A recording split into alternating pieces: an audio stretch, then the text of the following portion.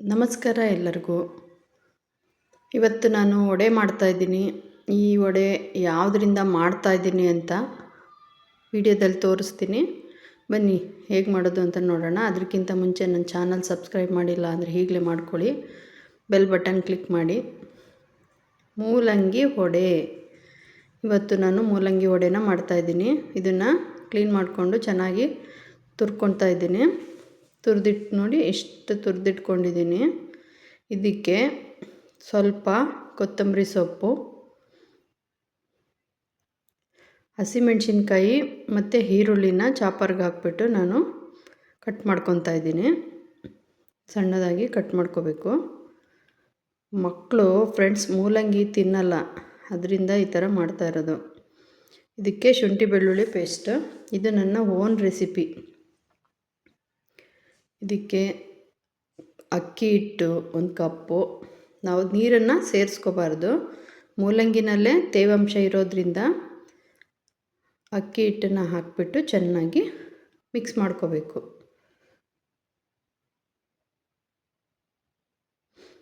ರುಚಿಗೆ ತಕ್ಕಷ್ಟು ಉಪ್ಪು ಸೇರಿಸ್ಕೊಂಡು ಮಿಕ್ಸ್ ಮಾಡಬೇಕು.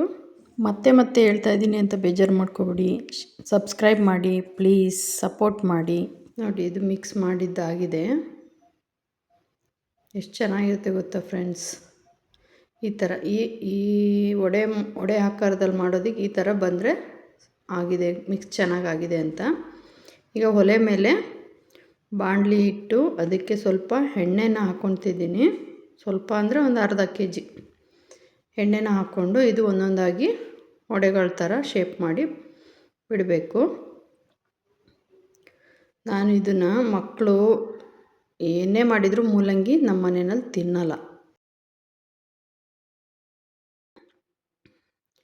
ಏನು ತಿಂದರೆ ಹಬ್ಬಬ್ಬ ಅಂತ ಅಂದರೆ ಒಂದು 4 ಮೂಲಂಗಿ ಪೀಸ್ ತಿಂದರೆ ಸುಸ್ತು. ಈ ಥರ ಮಾಡಿಕೊಟ್ರೆ ಮಕ್ಕಳಿಗೆ ಮೂಲಂಗಿ ವಡೆ ಅಂತಲೇ ಗೊತ್ತಾಗಲ್ಲ. ಅಷ್ಟು ಚೆನ್ನಾಗಿರುತ್ತೆ ಫ್ರೆಂಡ್ಸ್. ನೋಡಿ, ಮನೆಯಲ್ಲಿ ಟ್ರೈ ಮಾಡಿ. ಮೂಲಂಗಿ ಇಷ್ಟಪಡದೇ ಇದ್ದವರು ಕೂಡ ಇಷ್ಟಪಡ್ತಾರೆ, ಅಷ್ಟು ಚೆನ್ನಾಗಿದೆ.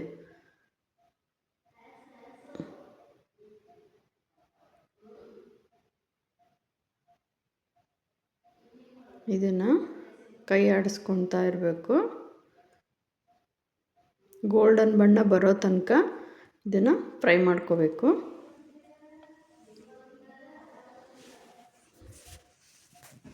ಇದಾಗ ಆಗಿದೆ, ತೆಗಿತಾ ಇದ್ದೀನಿ. ಎಷ್ಟು ಸುಲಭವಾಗಿ ಬೇಗನೆ ಆಗುತ್ತೆ ನೋಡಿ. ಮನೆಯಲ್ಲಿ ಮಾಡ್ಕೊಳ್ಳಿ, ತಿನ್ಕೊಳ್ಳಿ, ಹೆಲ್ದಿಯಾಗಿರಿ. ಮೂಲಂಗಿ ಯಾರ್ಯಾರೆಲ್ಲ ತಿನ್ನಲ್ಲ ಅವ್ರಿಗೆಲ್ಲ ಶೇರ್ ಮಾಡಿ ಈ ಥರ ಮಾಡ್ಕೊಂಡು ತಿನ್ನೋದಕ್ಕೆ. ಮತ್ತೆ ಹೊಸ ವಿಡಿಯೋಗಳೊಂದಿಗೆ ಬರಬೇಕು ಅಂತ ಅಂದರೆ ಸಪೋರ್ಟ್ ಮಾಡಿ, ಸಬ್ಸ್ಕ್ರೈಬ್ ಮಾಡಿ, ಲೈಕ್ ಮಾಡಿ. ಮತ್ತು ನೆಕ್ಸ್ಟ್ ವಿಡಿಯೋ ಒಂದಿಗೆ ಬರ್ತೀನಿ friends. Thank you for watching.